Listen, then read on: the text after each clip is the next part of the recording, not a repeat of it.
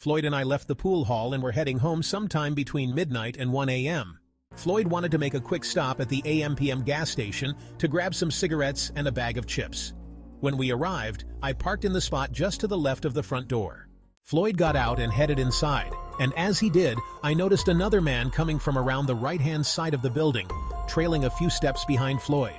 At first, I didn't think much of it, so I stayed in the car, on the phone.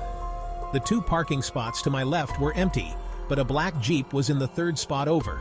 Out of the corner of my eye, I saw movement. I hung up the phone and turned to see someone crouched behind the Jeep, peering into the store. His behavior immediately struck me as suspicious. He looked both creepy and dangerous. I rolled down my window, thinking that if something went wrong, I didn't want to have to shoot through the glass. The noise of the window rolling down caught his attention, and our eyes met. The moment we locked eyes, it became a race to see who could draw their weapon faster. He started moving towards me, reaching into his hoodie pocket as if to pull out a gun. But I was quicker. I pulled out my Glock 17 Gen 3, racked it, and he froze. Hearing the unmistakable sound of the gun racking, he stopped in his tracks and asked, "Are you strapped?" I responded calmly, "You're damn right I am." At this point, I took control of the situation and started giving commands. I told the man to step back and move to his left until he was on the sidewalk. I made it clear to him, "Do not pull your hands out of your pocket or I will shoot. I swear to God, I will shoot."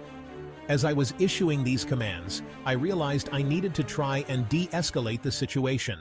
So I asked him, "What are you trying to do, rob the store?" He nodded in response. I felt a surge of anger and shouted, "Well, my best friend is in that store, so you're not robbing anything." To my shock, he replied, "That's who I want." I couldn't believe what I was hearing, so I repeated it. "You want my best friend? You're planning to rob my best friend?" Again he nodded. My anger flared and I yelled, "If you try anything when my friend comes out of that store, I will put a hollow point in your chest." He seemed to get more aggressive, stepping forward as if to challenge me.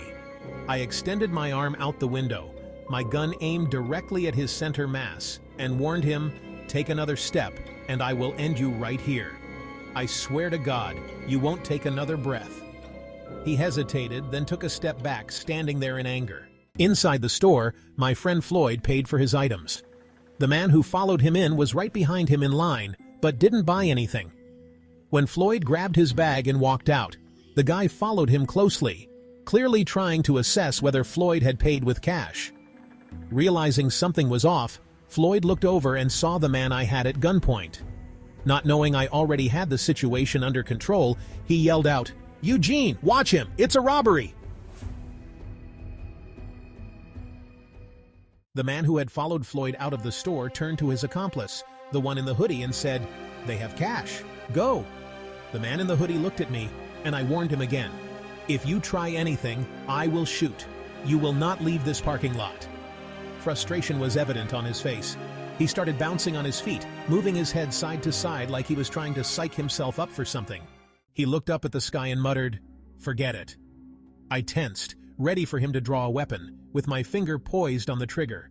But instead, he turned around and walked away, his friend following him. My friend quickly jumped into the car, and I backed out of the parking spot, driving away in the opposite direction. My adrenaline was through the roof and didn't settle for another 30 minutes. Honestly, I was just happy I was still alive. I had survived the AMPM setup,